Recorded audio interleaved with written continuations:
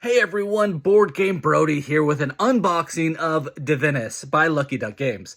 As I open up this game, I wanted to give you a good overview of what you can expect from this game and if it might be what you are looking for, so bear with me here. Now, I want to mention that this is a board game, but you also need a phone or an iPad or a device of some type to also play this game. The app will provide you with a story that you will be reading, and it will keep track of your points. It will perform actions when you visit certain places with the areas on the tiles in this game. So you will need to download and use the app to play through this game. This is a tile placement game, but also a legacy game. You will be making a 4x4 grid of tiles each time that you play this game. But you will also be adding in stickers to the tiles, which will stay on there for the next time that you play the game. And those stickers will impact the future each time. And the game will get more complex as you play.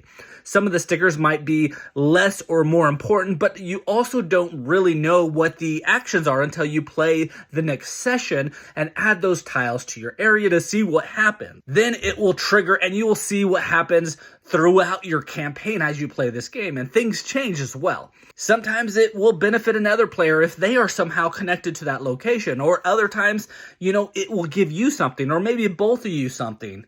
Ultimately, no one knows while playing the game until someone decides to take that tile and add it to their 4x4 area and then see what it does. The game is all about completing goals before another player does. There will be quest cards which give you things that you need to do, and the first one to complete the goals on those cards will gain some sort of bonus. Bonuses will usually help you in some way or another.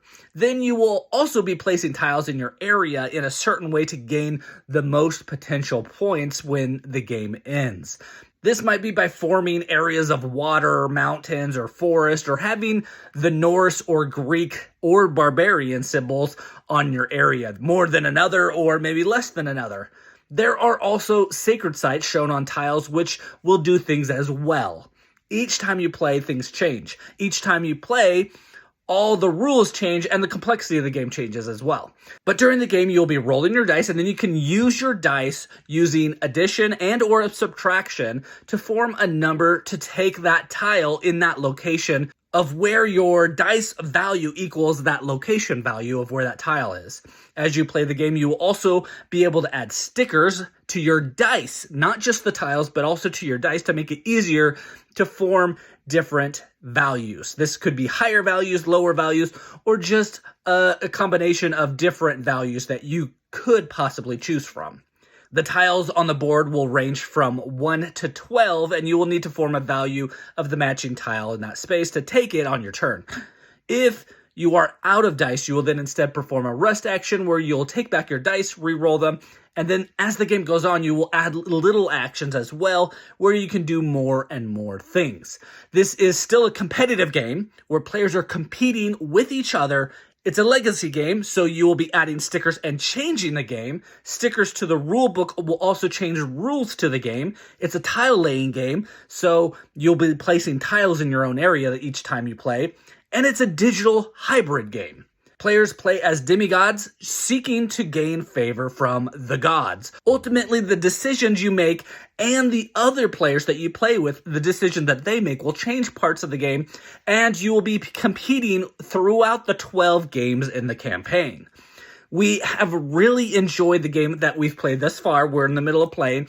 I have played it with my family, and we have our 6-year-old that is playing the game with us, and the game can be a little bit more complex for him to handle, and so we are able to help him. Our 8-year-old can mostly play by herself, but there are some different things to focus on, and so they tend to focus on one or two things instead of, trying to compete with any or all of the other goals that they can to gain even more points throughout the game.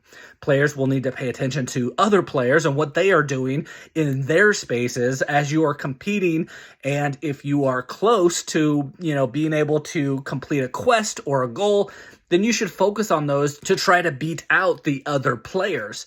But if you are zooming ahead and, you are way ahead of the other players in these things, then, you can focus on something else because you already have that in the bag. Anyways, I hope you got to see exactly what you wanted to see, what's included in this game, and hear a little bit about if this game is for you. I didn't open the boxes as I didn't want to show you any of the spoilers, as you will probably want to be surprised when you play through this game yourself. Again, this is Brody with Let's Table It, where we get games to the table. Please like and subscribe to our channel. We are new and working hard to bring to you videos like this one, so you know if these games are ones you want to get to your own table.